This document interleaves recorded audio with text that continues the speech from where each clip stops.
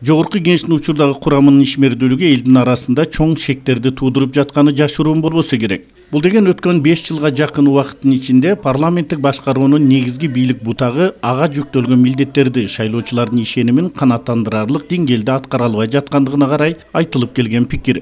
Парламенттик президенттик мамлекет деген менен бүгүнкү күндө парламент өзүнүн алдына койгон максаттарын же болбосо ошол конституция боюнча берилген өзүнүн бийлигин деп коелук, ошол жакшы аткарган жери жок. Мындай пикирге бүгүнкү күндө саясий эксперттердин калың тобу да кошулуп жаткандыгын белгилеп кетүү зарыл.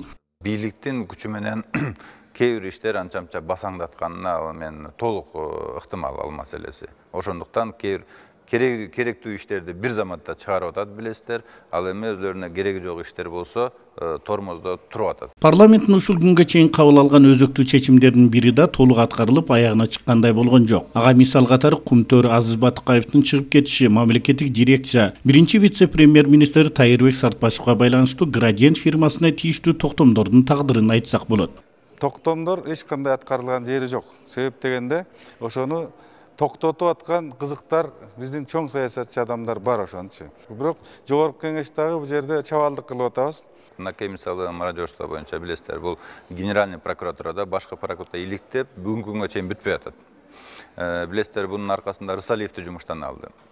Ал жерде межведомство комиссия түзүлүп туруп аягына чыгабыз, мынакей 80% далилденип калды дегенде Рысалиевди жумуштан алып тынды. Ошо менен башкы прокуратура мындайча айтканда тормоздо ылдый түшүрүп койду да. Андан кийин дирекция боюнча айтсак, аны эсептөө палатасы да башкы прокуратура да ал боюнча азыр иликтеп бүтө элек. Архивде ал жерде кагаздарын таппай, мен ойлойм ал жерде бир нече кылмыш иши козголуш керек. Анткени 11-12 миллиардтын чөт эле жарымын таппай аткан. Азыр мына угуп атабыз, үйлөрдөн жаракат чыгып, ал жерде бул ишти мен ойлойм башкы прокуратура аягына чыгарыш керек. Биз ошону күтүп атабыз. Дирекция боюнча айттым. Ал эми мынакей акыркы иш Сарпаштык болсо, ал да азыр башкы прокуратурага жогорку кеңештин токтому менен жиберилген. Башкы прокуратура азыр иликтеп келип, ошол иштердин бардыгы боюнча жогорку кеңешке маалымат бериш керек. Жогорку кеңештин токтомунда. Бирок алар ошол иштер бүтө элек деп келип маалымат бербей жатат. Учурунда эбегейсиз чоң талаш тартыштар менен жаралган парламенттин бул чечимдери кийинки майда барат күнүмкү проблемалардын көлөкөсүндө аткарылбай калып келе жатууда. Ал эми токтомдорубуз аткарылбай калды деген анча-мынча депутаттардын үнүн угар тарап жок. Эртең кантип элдин астына шайлоого барасыңар? Кумтөрдүн маселеси, Батыкаевдин маселеси, мародерство маселеси, Ош Жалал Абад курулуш маселелери канчадан бери чечилбей жылдап жатат.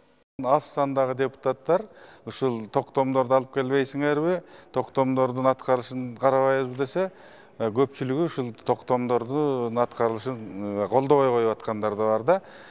Себеп дегенде үнүн чыгарып айтат да, үнүн чыгарып, ичинен билип турса дагы үнүн чыгарып, ушул токтомдордун аткарышын талап кылбай атабыз.